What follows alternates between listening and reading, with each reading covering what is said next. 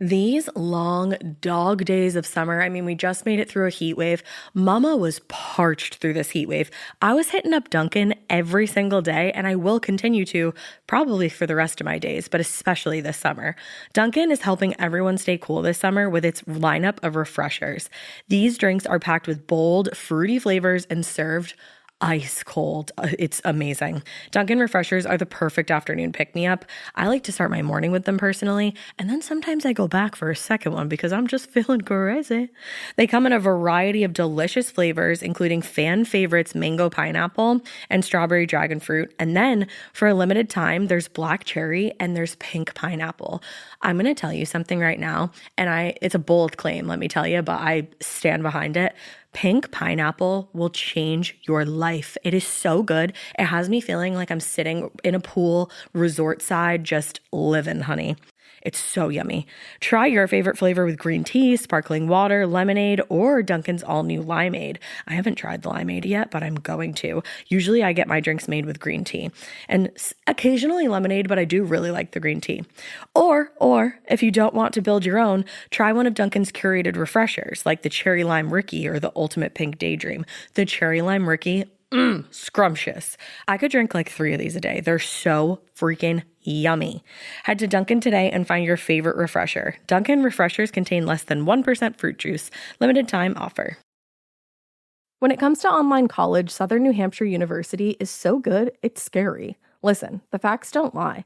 SNHU has degree programs that fit your goals, online classes that fit your life, and real support at every step. And if that wasn't enough, they've got some of the lowest online tuition rates in the U.S. This is an airtight case, you guys. Visit snhu.edu/morbid to get started. That's snhu.edu/morbid. Chilling crime cases are mysterious, but finding coverage shouldn't be. With the State Farm Personal Price Plan, you have options and can personalize your plan to help create an affordable price so you can get back to cracking all of life's bigger cases. Talk to a State Farm agent today to learn how you can choose to bundle and save with the Personal Price Plan. Like a good neighbor, State Farm is there. Head to statefarm.com to get a quote. Prices are based on rating plans that vary by state. Coverage options are selected by the customer. Availability, amount of discounts and savings, and eligibility vary by state. Wait, guys, serious question. Did you get your invite to our next Weirdos Audio Book Club? No? Oh my God, I'm so sorry. Well, consider yourself invited. This time, you guys, we are covering the Audible title Bluebeard, a suspenseful radio-style dramatization of true-life events leading to the capture of the infamous Bluebeard Watson, who conned and killed countless women in the early 1900s. Join us and a special guest on Friday the 13th of December while we talk about this title. Join the conversation on Instagram, Friday, December 13th, Weirdos Audio Book Club.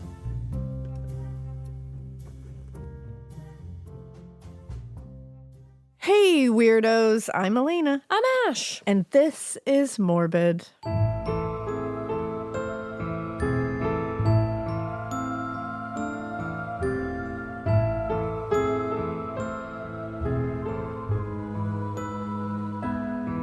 Hey there, brothers. It's also morbid with a little bit of ambiance because it's lightly raining, which I know I'm an elderly person when I say this, but my goodness, we needed it. No, we did. Oh my God, wait, isn't there a song about like needing the rains? I miss you like the desert misses the rain. Yes, yeah. You knew exactly what I was talking about. I miss you like the deserts miss the rain. Is that J-Lo? No. Sorry. No. Who is it? Like the deserts miss the rain. On. Oh, and it goes, and I miss you. I feel like I can picture that music video in my head right now. I think the J-Lo one that I was thinking of was like, na na na na na na na na na na na na na na na na na. Everything But the Girl. Is who released that? Yeah, sometimes songs get jumbled in my head. You guys remember, it's happened before. Damn, that's a bop though. That is a bop. That is a bop. I'm gonna listen to that on the way home, and As I'm you gonna listen should. to the J-Lo song. I'll listen to one of those. I don't like J-Lo. Well, yeah, no, I don't like her as a person. I don't like her songs either. So there's really nothing there for me. Wait, you don't like Don't Be Fooled by the Rocks That I Got? You don't like that song? I do not.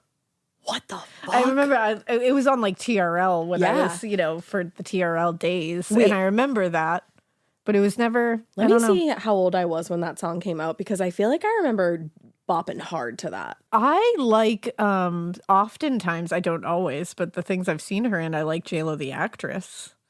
Like The Cell. The Cell is such a film. Oh, we got to cover that on Scream. Oh, I was What like the fuck 6 am when I that song doing came here? out. The Cell I've never seen. The Cell is a wild movie. See, I like Monster-in-Law. I haven't seen that. Is that what that one's called?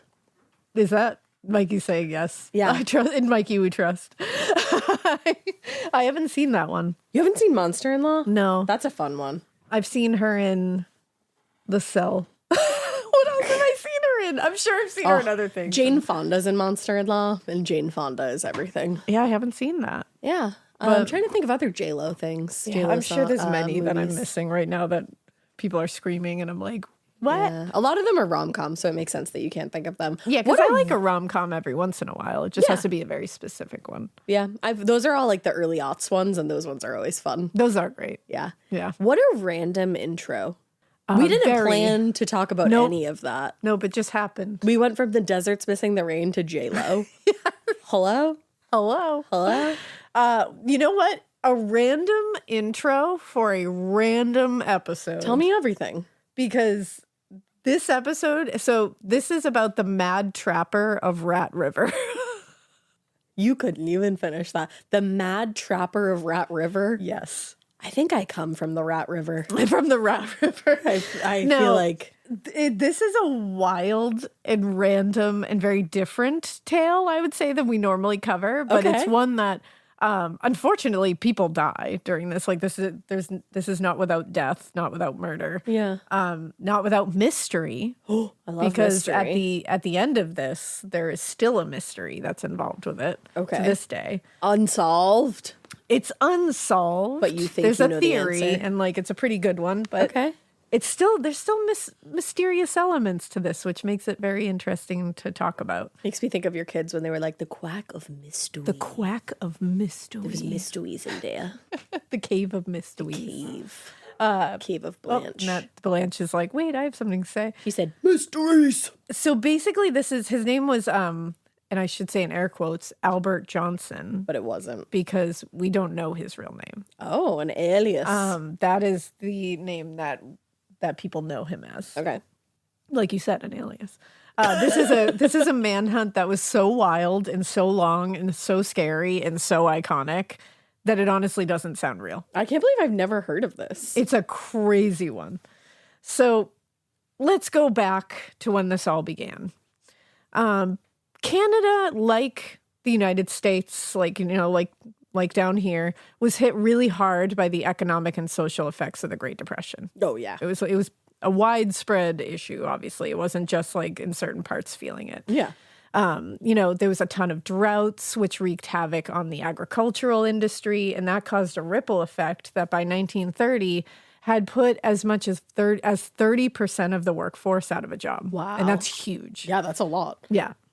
The economic shock and the hardships of the Depression was really, really like specifically hard on the residents of the more rural and remote parts of the country because they were lacking, like the social welfare structure that a lot of people in urban areas and more like well-populated areas were really relying on. Yeah. And many of these people were self-sufficient. And instead of taking any kind of charity or anything like that, they chose to seek out alternative means of employment in the small towns and villages and, like military outposts in Canada, in the North and West. And in the summer of 1931, at the absolute peak of the Depression, a man calling himself Albert Johnson arrived in Fort McPherson, which was a remote village in the Northwest Territories, about 650 miles from the nearest cities of Whitehorse and Dawson City, so very remote. At that time, it wasn't super unusual for like random strangers to wander into Fort McPherson. It was usually they were like either on their way to or coming from the more remote parts of the area. Okay. So it was kind of like a pass through. Yeah. In those cases, it was the practice of the local RCMP agents to briefly question these people, the random people coming through, because, like, as journalist Barbara Roden put it, they basically wanted to ascertain their plans and try to ensure that the person was equipped for life in the rugged north. This was obviously about that person's safety. They didn't want them wandering out into the mountains and just like, see you later, goodbye. Right. But it was also about resources, because if somebody inexperienced was going out there to trap or hunt and they got stuck and needed help, it's going to cost a lot. It was a lot of effort. And the RCMP, you know, they didn't want to have to expend all those extra resources that they really didn't have at their disposal at that time on somebody who shouldn't have been out there in the first place. You know, it makes sense. Makes sense, yeah. On July 21st, 1931, the day that Albert Johnson got to town, the task of questioning the man fell to Constable Edgar Millen. Remember that name? He's going to come up later. Writing it down. He was one of just 3 RCMP officers stationed in the area. And Millen found him, you know, Albert Johnson, purchasing supplies in the general store. And Johnson told the Mountie that he had come into the Arctic through the Mackenzie River system. He had obviously, at this point, he had been made aware of Albert Johnson's presence from some of the local native trappers in the area. And basically, the native trappers were saying that they believed this man was, like, fucking with their traps. Oh, no. Essentially. Like, and they had, like, described him and everything. So Millen knew Johnson was lying to him about where he'd been, because he was like, I know you've been fucking with those traps. Yeah. So I know you're not just coming in from the Mackenzie River system. But he was kind of accustomed to dealing with people like this. So, you know, and apparently trappers and fishermen kind of like guard their territories pretty closely because they don't want to avoid competition. So it's all like a little bit of a game here of secrecy and all that. Right. And honestly, to Millen, it didn't really matter where Johnson had come from as much as where he was planning to go. He's like, you going into my territory or nah? Like, what are you doing? From the look of things, Albert Johnson was a skilled trapper, and he honestly wasn't going to need, and it didn't seem like he was really even going to accept any assistance from the RCMP. So Millen didn't really press the whole thing. He was like, I'm pretty sure he'll just go out there and we'll never see him again. Yeah. He's like, that's ideal. And Johnson was giving like super short, very curt answers to him, and he wasn't making a lot of eye contact. He was making it very clear to Millen that, like, I'm an isolated person. I live an isolated life. I would like to keep it that way. Leave me alone, kind of thing. Leave me alone. Yeah. So Millen was like, cool. So before leaving the store, he kind of left it alone, but Constable Millen told Johnson, fine, whatever you're doing, I don't give a shit. But he was like, if you're planning to do any trapping in the area, you do need to obtain a license. Yeah. And you need to know that. But Johnson was just like, whatever. Now, a week later, Johnson was back at the general store, and he purchased a 12-foot canoe and a ton of other supplies. And the clerk behind the counter was like, hey, you might want an outboard motor for this boat. And I guess Johnson flexed his arms and said, no, these are good enough for me. Oh, no. So he's like an OG Chad. Yeah. He said, welcome to the gun show, baby. Like, this is all I need. Huzzah. But you know what's crazy? He was kind of right. He wasn't really like overzealous. Yeah, he wasn't exaggerating his abilities at all. All right. Like, this is, well, you know what? Still though, good for him then. Doesn't come off great. Yeah, we love a humble king. We love a humble king. Now, after getting all the supplies, Johnson headed out to the canoe and began paddling downstream in the direction of the Rat River. Now, he spent the rest of the summer and fall building a small 8x12 cabin on a plot of land that he had staked out for himself, about 70 miles from Arctic Red River. And that's the Arctic Red River is where Millen and the other 2 RCMP officers were stationed out there. So he was either building that cabin, and if he wasn't building the cabin, he was hunting and building up his food storage for the winter season. He also spent a lot of time surveying the area. He was getting to know where he was. And during this time, he definitely learned where the trap lines were for local trappers, where, like I said, they're very, like, territorial about their trap lines. Yeah. That's, like, where they set their traps. So he made a point of learning that. He would know where those were. So it's not like he, like, accidentally stumbled upon their traps and, like, fucked them up. Like, he knew. He was, like, looking out for that. Okay. Specifically, and I hope I said everybody's name right, William Vitrequa, Jacob Drymeat, and William Nerisu, which were all members of the local Lusho tribe. And I hope I said that right. I looked it up several places. Lusho tribe. Okay. Edgar Millen hadn't thought about Albert Johnson since he had left Fort McPherson in early in the summer when he had met him in the general store. Right. So he wasn't even thinking about him, especially when Neri Sue showed up at Arctic Red River Trading Post on Christmas Day to report that Johnson had been fucking with their traps. Oh, come on, dude. So initially he was like, what? Like, I don't know who that is. Now, according to Neri Sue, Johnson had encroached on their trap lines, and in recent weeks, he had been springing the traps and hanging them from tree branches. Oh, so he's he's being really fucking with them. Yeah, he's being like deliberate about this. And he was also making it very obvious that his interference with these traps wasn't an accident. Right. Like, he could have said before it was an accident and nobody could really prove otherwise. Yeah. He's hanging them from a tree. Like, he's being very obvious about it. So then Millen was like, oh shit, I do remember this guy. I remember that interaction I had with him. And he remembered that he also hadn't purchased a trapping license before leaving Fort McPherson like he had told him to. And he was like, and I'm pretty sure he probably didn't get one anywhere else. So not only was his interference a matter that was going to be taken seriously by the RCMP, but now he was also poaching, and that was going to be a problem for them. Yeah. So the next day, Millen directed Constables Alfred King and Joe Bernard to travel more than 60 miles out to Johnson's cabin.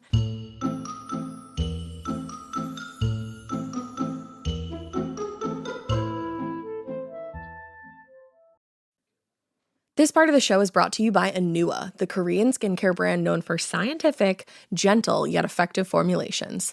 The latest from Anua is the Retinol Collagen Gua Sha Cream, a firming cream with a gua sha-shaped tip built right in. Have you guys heard of gua sha?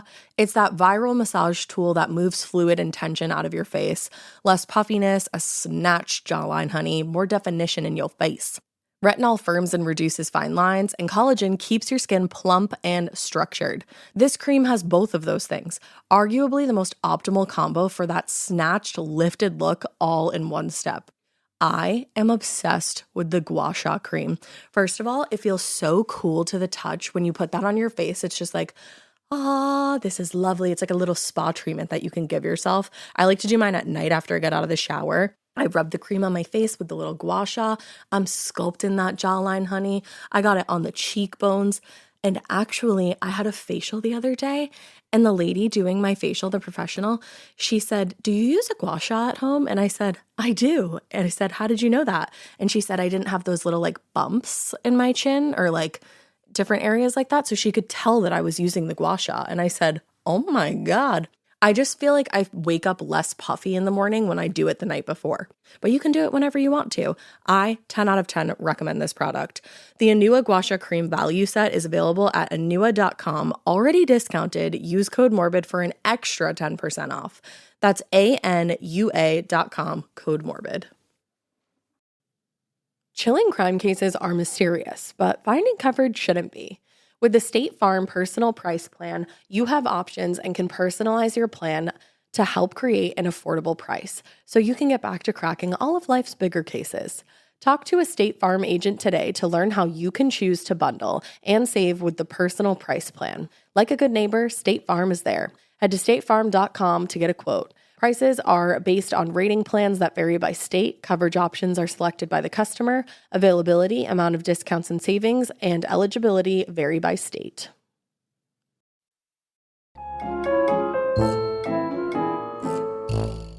And talk to him about what was going on. He's got some accusations now. Yeah. The two officers traveled by dog sled and arrived a little past 10 a.m. on December 27th. And when they reached the cabin, they noticed that there was smoke coming from the chimney, and there were snowshoes propped up by the door. So it seems like somebody's home. He's home. Because he literally couldn't have traveled far without those snowshoes. Right. So they knew he was either home in there or he's like right there. Yeah. Like they literally came from by dog sled. So that makes sense. Exactly. So King knocked loudly on the door and announced that they were there, but no one replied. Despite getting no response, the constables knew he was home, and they definitely knew he heard them knock. Yeah. So at one point, he had even watched them through the window, and they saw him. They're like, hey, it's you we're looking for. They were like, hi. And he saw that they saw him, and he just closed the curtains, and that was... That's moderately iconic. Now, after spending an hour trying to convince Albert Johnson to open the door, and they still got no response, the officers had to give up and walk back to their sleds. And they didn't have any way of contacting Millen to tell him what was going on and that they had made this trip for nothing. For no reason. So King and Bernard decided to travel this shorter distance to the RCMP headquarters at, I hope I'm going to say this, Aklavik. I looked that up at many places as well, Aklavik. Okay. Where they could obtain a search warrant for the cabin, and then they could come back the next day with more officers. Oh, so they were that's trying smart. to do it on the up and up. Yeah, and trying not to like waste too many resources, Yeah, it seems. like let's just get this and take done. too many trips, you know? Yeah. They could have never predicted how this would go. I'm like, what's gonna happen? You can't, it's bonkers. Also, for a sec, I'm just picturing him for an hour. Like, Yeah. you know when somebody's at your door, like they're gonna sell you something and you're like, you're oh, waiting I'm not for them to answering the leave. door. What do you do for an hour? That's and in a cabin. Yeah, in like a tiny, like, what'd you say, like 8x12 cabin? Do you have a good book in there? You I guess? gotta. Mm-hmm. Damn. Now, early in the morning on December 30th, after obtaining their search warrant, King and Bernard left Aklavik for Johnson's cabin. This time, they added more RCMP constables. They added R.G. McDowell and Lazarus. I hope I say this again. Some of these names are really tough. City Kinley. Okay. Lazarus is a sick name. It's true, it is. The four men reached the cabin around noon on December 31st, and they went to the door, knocked, announced they were there. Again, smoke was coming from the chimney, so they knew he was inside, ignoring them. So King shouted that they had a warrant to search the premises, and if Johnson didn't open the door, they were going to force it in and enter anyway because they had the warrant. Yeah. So they approached the door, and they were coming from a side angle. And King reached out to knock again, and seconds later, a loud shot rang out. Oh, no. And splinters shot in every direction from the door. And Johnson had shot a shotgun blast out the front door, and it hit King in the chest. Oh, God. And it knocked him off the porch into the snow. And McDowell and Johnson ended up like returning fire with each other with pistols. Right. And attempting to keep King down long enough so they could get him off to the riverbank out of the line of fire because he had just fallen back into the snow. Yeah, so they're like, we're not trying to get you shot again. Exactly. But it was like crazy. Like gunfight ensued. Like barely missed McDowell at one point. Like it was gnarly. Damn. And the constables did manage to get back to the sleds at the riverbanks where they loaded King onto one of the sleds and like fled out of there. King was bleeding like super badly, shotgun blast to the chest. Yeah, like close range too. And they needed now to get back to Aklavik to save his life. That's where the doctors were. And that sounds like it's not like a short distance. They were 80 miles from where that is. And the Holy temperature was almost 40 below zero. Oh my God. And when they factored in the wind, it could drop as low as 90 below zero. Sorry, where are we? We're in Canada. Holy shit, that's cold. Yeah. Damn. Yeah. So going back to Aklavik from this place, it would take a skilled outdoorsman with all of the things he needs 2 days. Yeah, that makes sense. Conditions, and that was like in, ideal conditions. Conditions were not ideal here. No. Like not ideal, anything but ideal. Quite the Their opposite. sled dogs were already exhausted from getting to the cabin. First trip, right. And strong winds and snow drifts had covered all the tracks that they had laid on the way there. So they would have to run through fresh, dense snow to get back. Oh my God. And despite that, McDowell drove the dogs like as hard as he possibly could just to save this man's life. And they managed to get to Aklavik in 24 hours. Holy shit. Remember, so they it cut a takes whole day off. Skilled outdoorsmen 2 days Damn. in ideal conditions. This is like a legend. Is Yes. this folklore? You would think it is. That's Oh my the God. thing. I mean, you cannot understate how fast this was and how unbelievable and incredible it is. In 1931, the Northern Territories were so remote, and the route they traveled was like this winding, crazy trail too. And it went over like steep banks and across frozen terrain. I mean, they were hitting every kind of terrain on the way there. Yeah. It's not like it was this straight shot like down a hill or something. Like they were up going a hill, down a hill, around the trees. Yeah, like winding everywhere. And under any circumstances, the wind chill would be the biggest challenge. Yeah, because wind chill is gnarly. Yeah. According to author Dick North, quote, even with a parka, fluid from a running nose freezes in a man's nostrils. Oh. And an ice film will collect on his eyelids. Oh, imagine how uncomfortable that would be. And you're painful. flying through it. Like at high speeds. You must just be like blinking nonstop. Oh, yeah. So apparently, in order to stop frostbite from happening, so there was 4 men on the way with King. All of them took turns rubbing King's face to keep him warm to prevent frostbite. So they would all just be like rubbing his face. And this man has been shot in the chest. By a shotgun. And he was alive when they got there the next day? Holy shit. I wonder if those conditions helped keep him alive I know, you somehow. wonder if it helped somehow.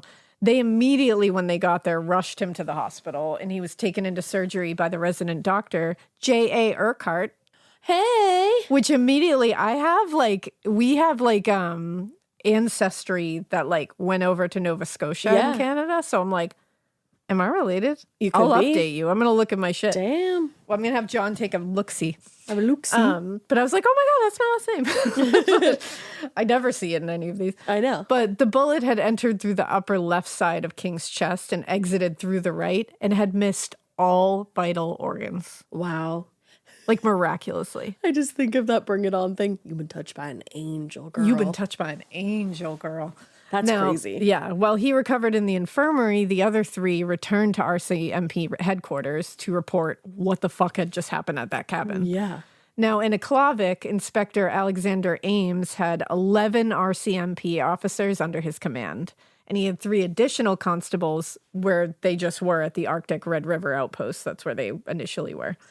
Ames selected his 9 most experienced officers to go back to the cabin, and then sent word to Red River instructing Millen and his 2 constables to meet them at the mouth of the Rat River. Okay. Because Millen was from the beginning, remember? And he was one of those 3 that was at the Red River. Yep. Now, the men set out for the cabin early in the morning on January 4th, 1932, and they made camp about 8 miles from the cabin. Their plan was to ambush Johnson and take him in with no shots fired. They didn't want all this shit. The next morning, 2 officers were sent ahead of the others to scout the cabin. They found smoke coming from the chimney, so he's home. So they made camp a little closer, and then the whole team met up shortly before noon on January 9th. Once they got to the cabin, they spread out and surrounded the house while Ames shouted for Johnson to come out. He shouted to him, King was still alive, so at the very least, you will not be charged with murder. Okay. And there is still time to resolve this matter without trouble. Okay. So he's really trying to talk him down. Like, nobody, I know you're probably freaking out because you shot someone in the chest with a shotgun. Right. A literal man of the law. Yeah. Like, out in the wilderness. Have no fear. We can talk about it. But, like, you didn't murder him, so there's that. Why don't you come out? Yeah. But no reply. So instead, they were greeted with gunfire from inside the cabin again, kicking off what would be an 18-hour siege at the cabin. I'm sorry, what? 18 hours. How did it take that long? How did they have that much gunfire? It's wild. So initially, the officers tried to get close to the cabin, basically assuming if they could get inside, they could take Johnson down. Yeah, that makes Stop sense. the whole thing. Right. But anytime they would get close to the small front door, they would have to push back because it was endless gunfire. Right. And it was coming not from the windows, but from holes that Johnson had drilled near the floor in anticipation of them coming back. That's on another level. Yeah. This man is not well. No. In fact, the angle where the gunfire was coming at them was like so perplexing to them because they were like, where the fuck is this coming? It feels like it's coming out of the ground. Like, what is going on? Seems like it was. And they only learned it later when they were able to search this place that he had dug a trench, a deep trench. Motherfucker had a trench. Motherfucker is in the trenches. He's in the trenches in his cabin where he has drilled holes into like near the floor where he can shoot from. What the fuck? And he's in the trench firing at them from his position near the floor. And from that position, it was impossible for the RCMP officers to hit Johnson because they couldn't get close enough to the inside. Right. And shooting through the windows from their position was pointless. They were just shooting not getting him through the He's fucking in cabin. The trenches. Now, given their location, the gunfire wasn't the only problem that they were facing. At 45 below zero, they were having to continuously move just to avoid frostbite. Right. They couldn't stay in one position or they'd fucking freeze. Yeah. And to make matters worse, they didn't know they were going to be involved in an 18-hour standoff tonight. Prepared. So they didn't pack enough food to sustain themselves or the dogs for a long period of time. No. At the riverbank, they built fires, and officers were rotating between watching the cabin and warming themselves by the fire. And this kept the frostbite from happening, but it didn't solve the other problems. And Ames knew he had to come up with a plan quick, or they were going to have to go back to Aklavik and maybe risk losing Johnson. Yeah. So when the sun started to set and the temperatures really started to drop even lower, Ames ordered the men to retrieve the dynamite from the sleds and begin warming it in their coats. The dynamite? When it was warm enough to use, Constable Newt Lang volunteered to toss the explosives into the room, which I was like, he was like me. He was like, I'll do it. I love that they didn't bring enough food for this ordeal, but they did bring dynamite. Just in case. When midnight came and all the flares had gone out, Lang approached the cabin quietly, and the other officers distracted Johnson by continuously answering shooting. the gunfire, essentially. And he lit the stacks of dynamite and tossed them onto the roof. The explosion blew a big hole in the roof, sending the chimney flying in all directions. No more fire. And in the chaos of the explosion, Lang burst through the front door and found himself face to face with Albert Johnson. That must have been horrifying. But according to North, who I mentioned above, and we will link in the show notes, for some unexplained reason, the constable froze and failed to shoot him. What? And in that moment, Johnson regained his composure and began firing, a pistol in one hand and a sawed-off shotgun in the other. So Lang stumbled back out of the cabin and went running back to the riverbank. Lang. That's what I said.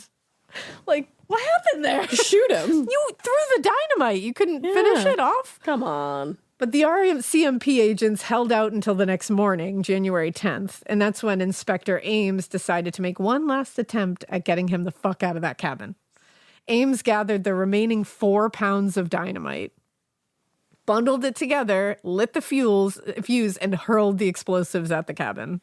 The explosion ripped the roof clear off the structure and caved several parts of the walls in. Oh my gosh. So basically the entire cabin came down. Yeah. On Johnson.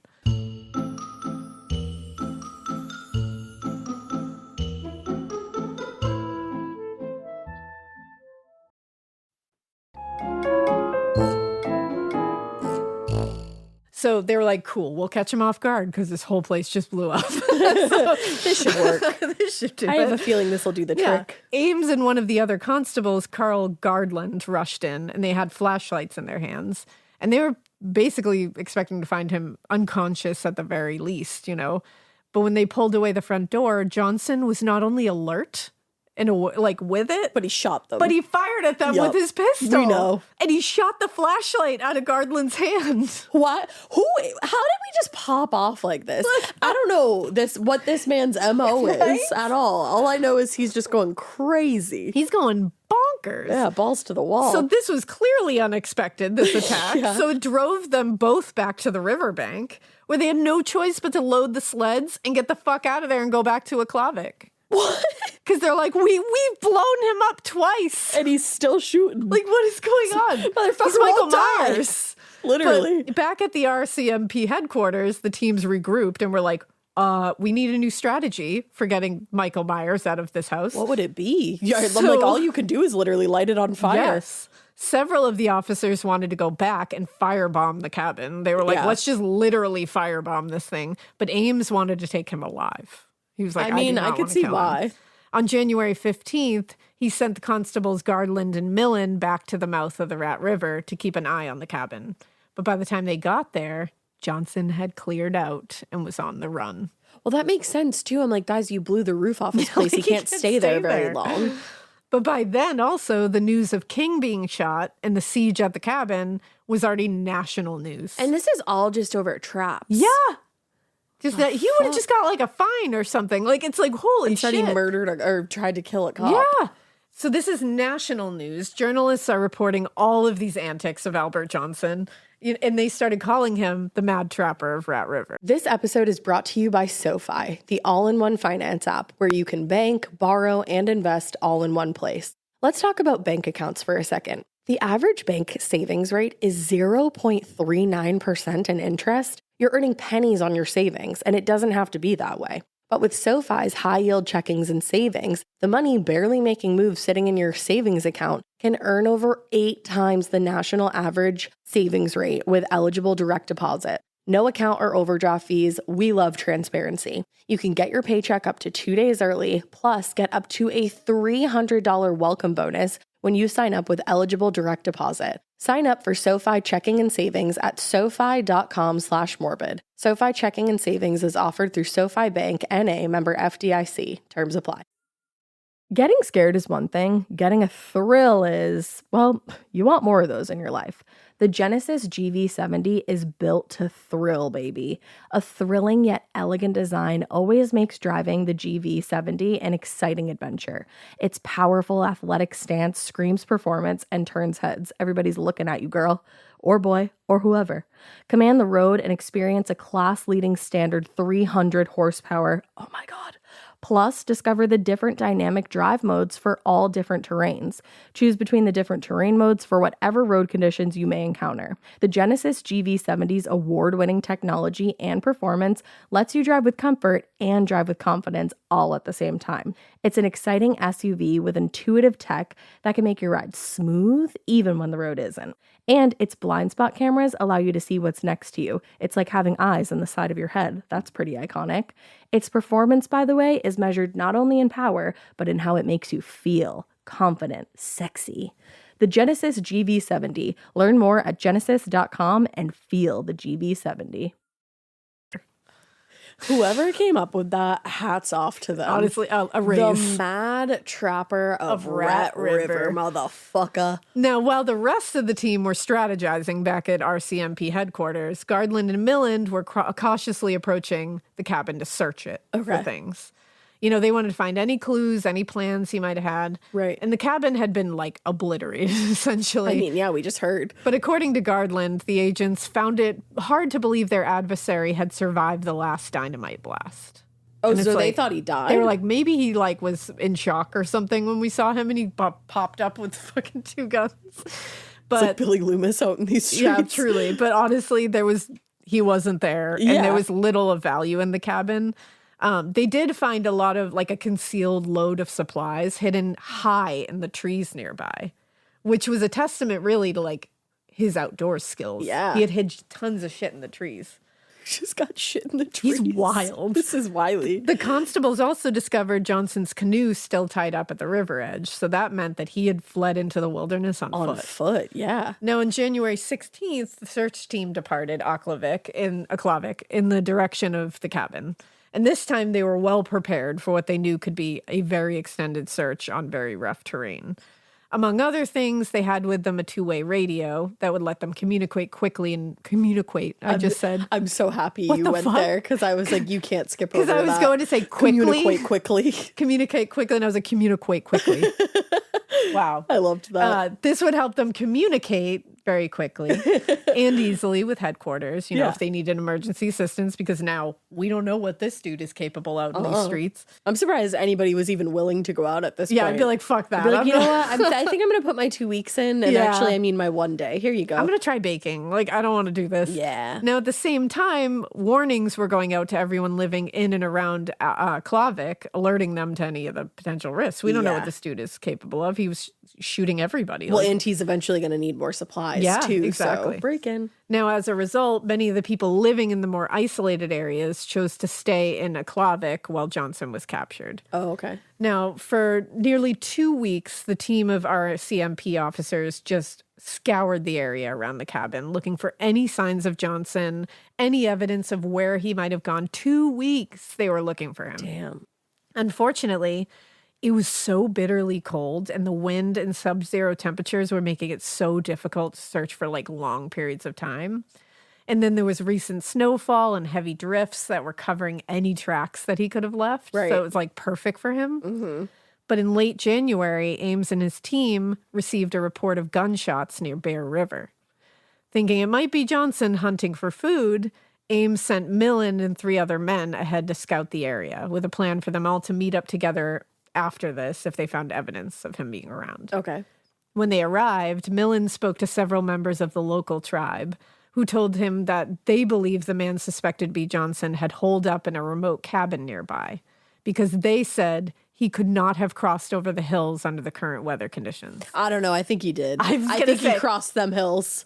One of the things they learned after this was maybe don't underestimate Albert Johnson. Yeah. Because holy shit. Exactly. So with assistance from several native men, the 4 constables soon found tracks matching those of Johnson's very distinct snowshoes and followed the trail until they reached an area covered by this basically it was like an area that was covered by a barricade that was like a natural barricade of trees and boulders and all that stuff. Okay. And there were tracks leading in, but no tracks coming out. Dun, dun, dun. So the 4 constables spread out and approached the entrance very quietly. Yeah, they better have. But without warning, Johnson began firing at them from behind the tree line, pushing them all back. Of course he did. All 4 opened fire in the general direction from where the shots were coming from, but there was no return fire after that.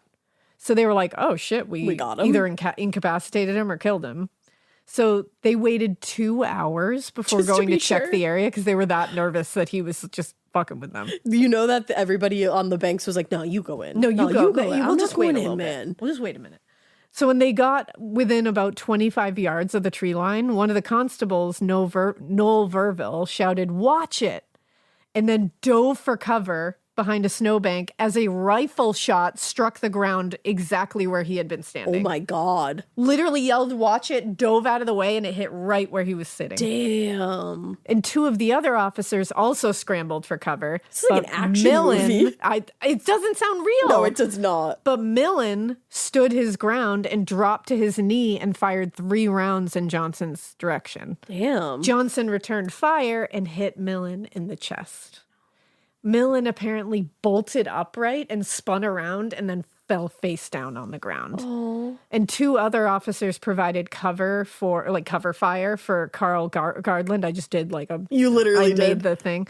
And they crawled towards Millen and tied the laces of his boots together and dragged him out of Johnson's line of fire, essentially. Why'd they tie his boots together? So they could literally pull him by the boots. Oh, okay. Because otherwise, he's literally shooting at them. 2 officers are providing cover fire while Yup. he's literally trying to drag him out of the way. Got it. Then when they were finally in a safe spot, Gardland turned Millen over and saw that the bullet had torn straight through his heart and had killed him instantly. So when he bolted upright, he just fell and died immediately. Yeah. And that's why I said, remember Millen. I know. What a brave fucking dude. Yeah, he was the one, he was like, fuck that, I'm going to take this guy out. Yeah. Now, the remaining officers retreated into the woods away from Johnson's line of sight, and they built a lean-to to try to protect Millen's body from animals until they could return.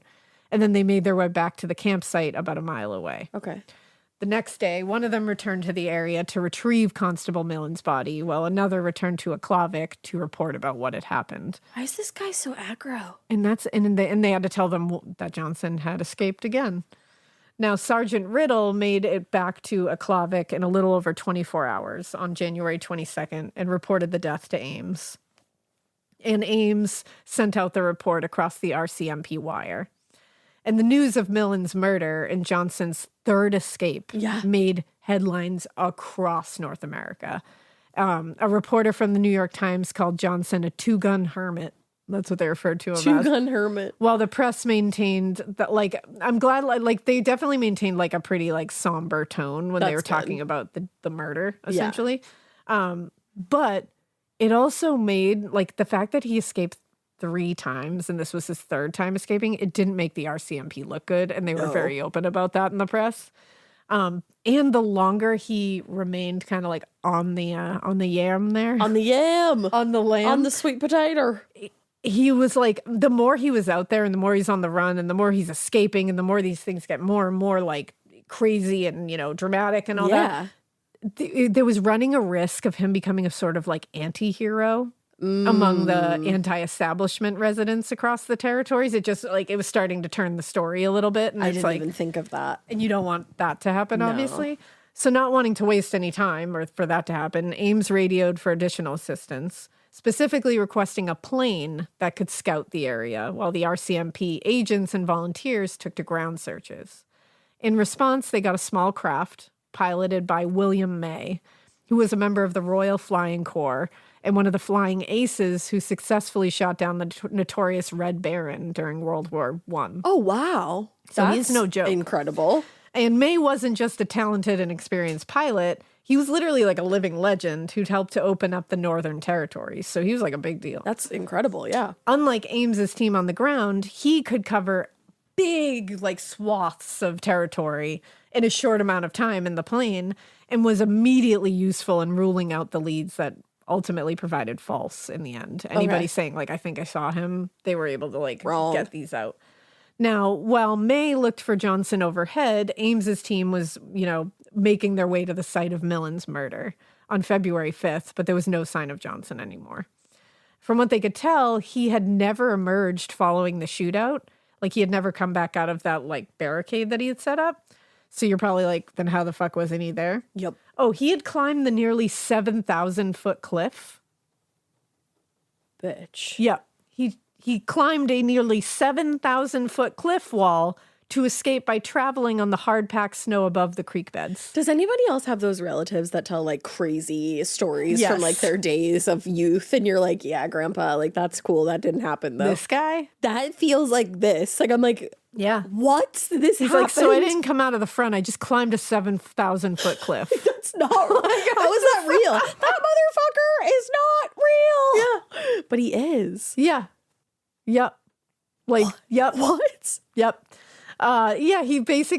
He went like, so there was hard packed snow above the creek beds and it allowed him to move quickly and put a lot of distance very quickly between him and whoever was hunting him.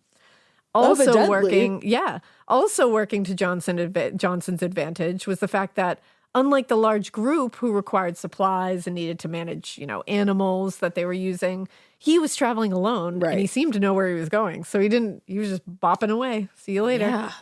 By mid-February. Shut up. This ordeal started in December, you guys.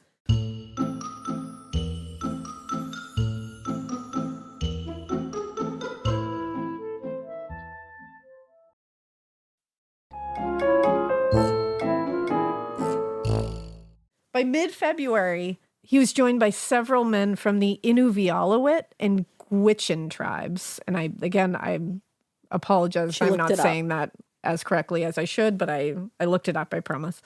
Who they were familiar with the region and were just as interested in capturing Johnson as the RCMP. Yeah, they're like, get this guy the fuck out of our territory. They had a lot of help from these native tribes, like around. local tribes. Yeah, and on February 12th, one of the native men reported that Johnson had been spotted snowshoeing on the west side of the Richardson Mountain, which indicated that he'd traveled at least 90 miles since he was last spotted 3 days earlier. My God. 3 days, 90 miles on foot. By himself, in no crazy animal, weather. like no dog sled, no nothing. And many of these people, even like these native men who were helping them, were like, this feels impossible. Like, this seems impossible. Who is this man? So the group began making their way towards the west side of the mountain, and on February 14th, Valentine's Day, hey, it's my nephew's birthday. Yeah, May spotted Johnson's tracks from the air, and it appeared he'd been traveling west. Okay. So when the whole team finally reached the area, they realized Johnson was traveling across the frozen riverbed, and his tracks appeared to be less than 24 hours old. So in the 2 days that followed, the group continued following his trail, finding evidence of him along the way. And the further they traveled, the more recent the evidence became, until on February 17th, they discovered tracks and a campfire that was less than a day old. Huh?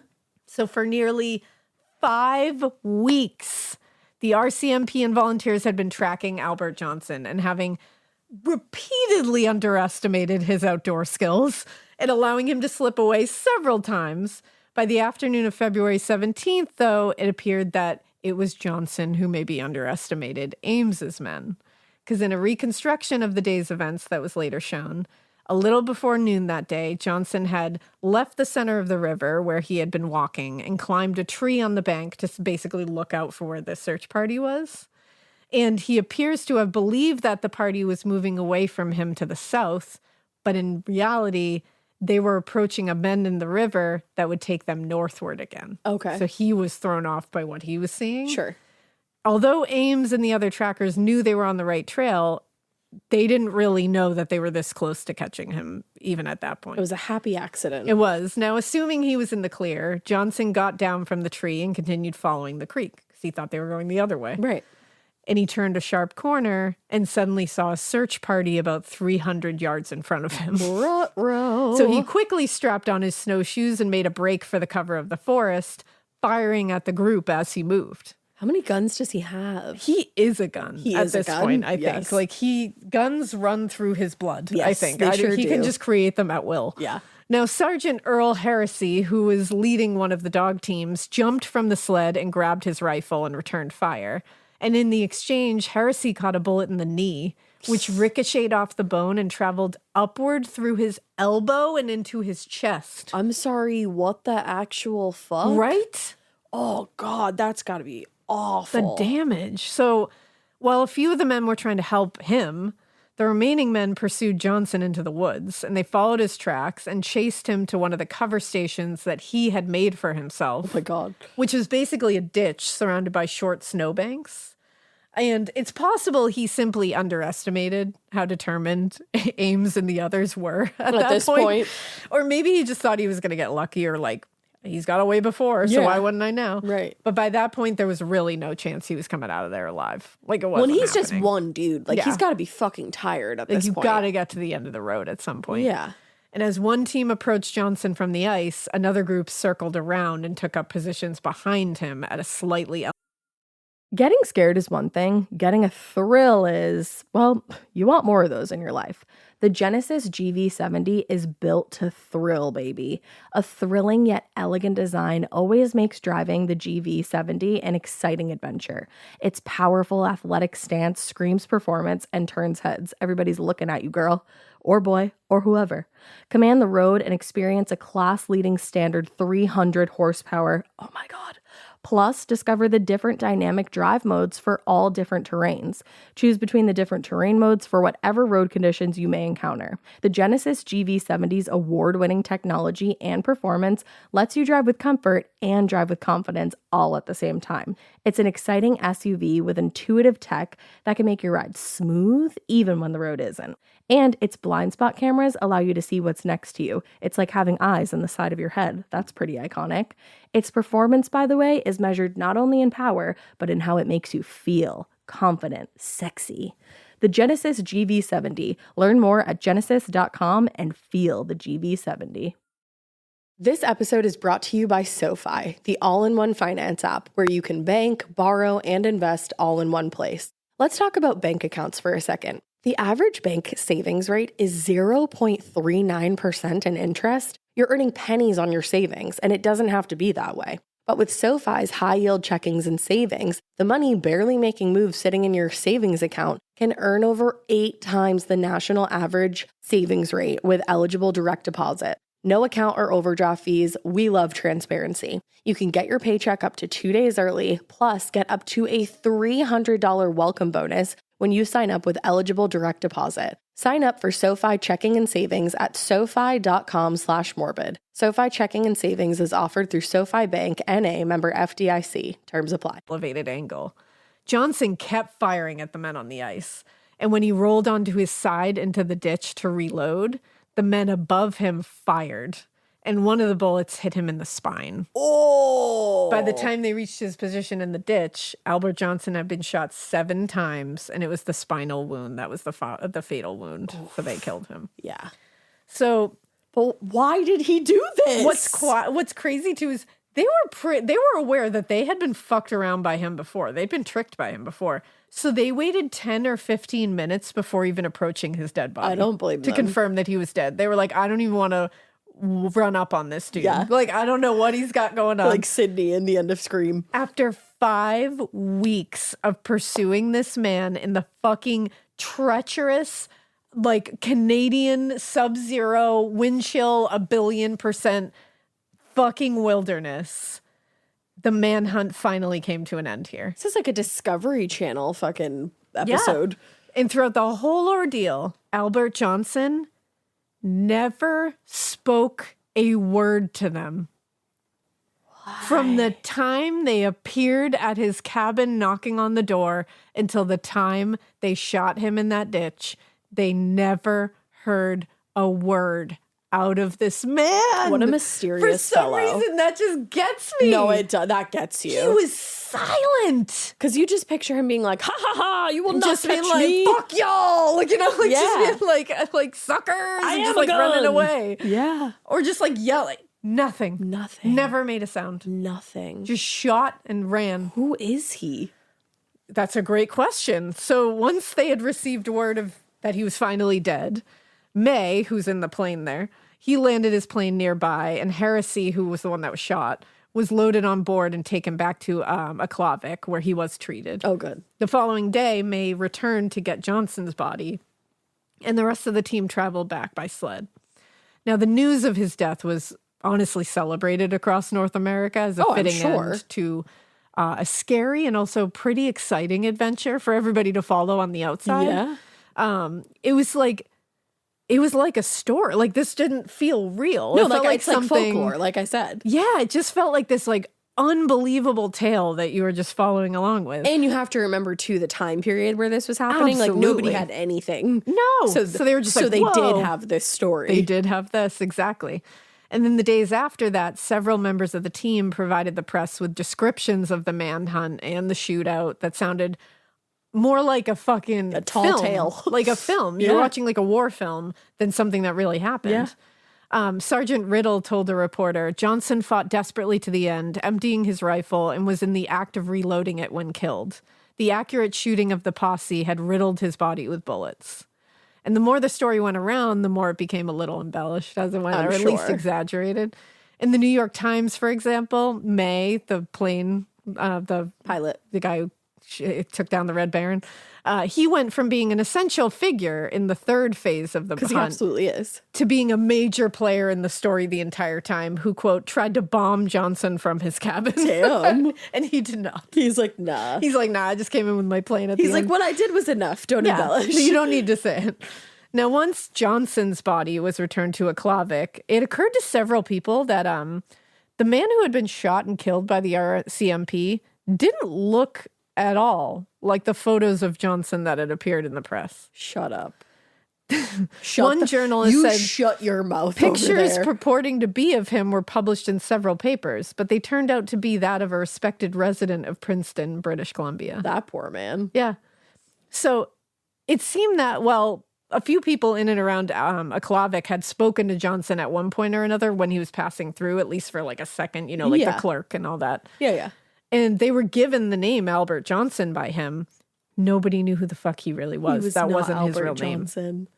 So a journalist for the Edmonton Journal wrote, the secret of Johnson's true identity may never be known, and it may never be possible to clear up who he was or where he came from. And why the fuck he did any of this? In the early 20th century and before, it was like your identity it was a given. Like, if someone told you your name and your biological information, like biographical information, there was no way to confirm that information. Yeah, they weren't like checking his Insta. So you just assumed it to be true. Like, you say your name is that's your name. Okie doke. And I'm sure he had some kind of paper saying it too. And it's like, well, and it's especially true of the more rural regions like the Northwest Territories, because a lot of people go there to escape any modern life, you know? So like, you say your name is Albert Johnson, that's your name. So it was when the trapper gave the name Albert Johnson to Millen when he first arrived at Fort McPherson the previous year. Like, that's what it was. He assumed that was his name. But if it wasn't Albert Johnson, who the fuck was he? That's what I'm saying. And also, like you said, why the fuck had he responded so aggressively to the RCMP? Yeah. Like, he was just being confronted about trapping. Yeah, like messing with people's traps. Like messing with people's traps. Why the fuck did he respond like that? There was no reason. Unless he was wanted for other shit back in the States, which is what I think. So in the months that followed, the RCMP circulated the only known photographs of the man who they knew as Albert Johnson, which were taken after his death. That's all they had. Okay. In the hope that someone would recognize him. Be like, oh, that's my crazy ass brother. And for a while, nothing was coming. And then the first theory as to his identity came in late 1932, when RCMP officials got a tip that Johnson strongly resembled a man named Arthur Nelson, who had been living in Dease Lake, British Columbia in the mid-1920s, but had traveled north to the Yukon and was last seen in May 1931. Okay. Just a few months before Johnson arrived at Fort McPherson, they said that's when he had been traveling like into the Yukon. That was the last time. But other than that name, the fact that he had lived at Dease Lake, no one seemed to know really much about Nelson's life or his history. So years later, author Dick North put forth his theory that Johnson and Nelson were in fact a North Dakota criminal by the name of Johnny Johnson. So Johnny that those were Johnson? actually aliases for you Johnny guys- Johnson. It's like John Jansen, my Bravo Right. heads. So according to North, Johnson had been born in Norway in 1898 and immigrated to the U.S. with his family in 1904. There, when they got there, they settled on a farm in North Dakota.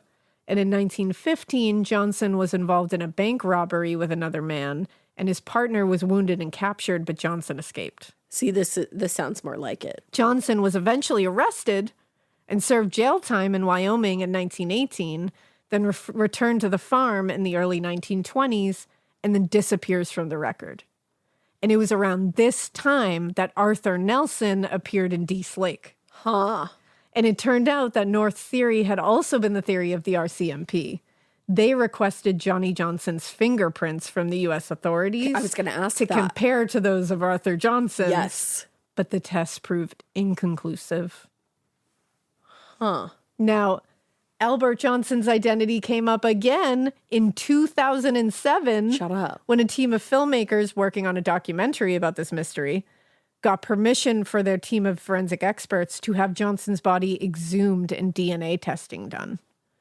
The examination of the remains revealed some interesting shit. Tell me everything. At the time of his death, Johnson, quote unquote, had been about between 30 and 40 years old. Okay. And was of Swedish ancestry. Okay.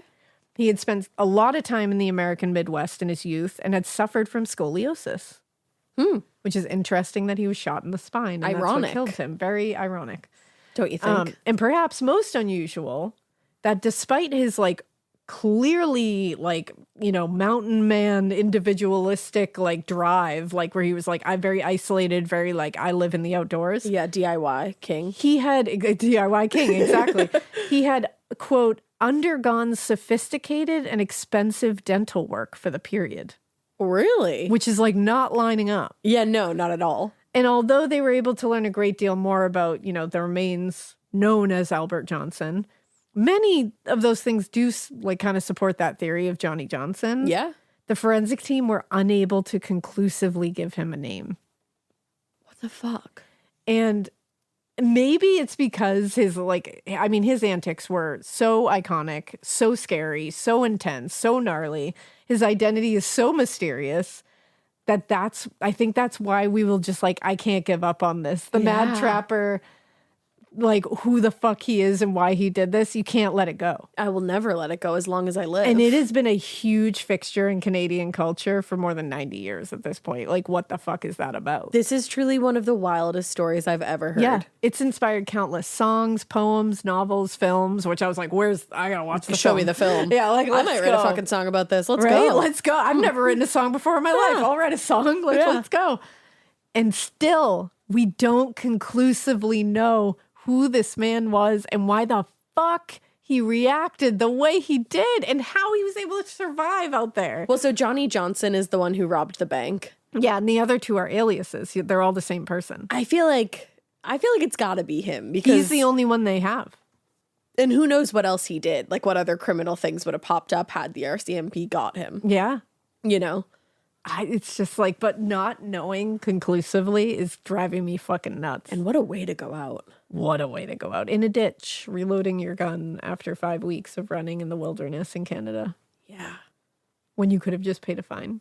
Yeah, don't keep it that weird. Don't keep it that weird. Wow, what a tale. I love that story. It's like, I that's don't a- love that people die along No, the way. of Like course that is not. so deeply upsetting, but the actual story itself is riveting. that is a riveting, Like- truly, that's a nail biter. Yeah, it had me on the edge of my seat. I don't have my acrylics on. looking at this. It's crazy. Damn. Yeah. Wow. So that is the story of Albert Johnson, quote unquote, the Mad Trapper of Rat River. I'd like to say thank you. You're welcome. And we hope you keep listening. And we hope you keep it weird, but definitely not so weird as this guy. We already told you not that weird. That's weird. What a freaking tale. I love it. This might be one of my favorite episodes. Whoa. Bye.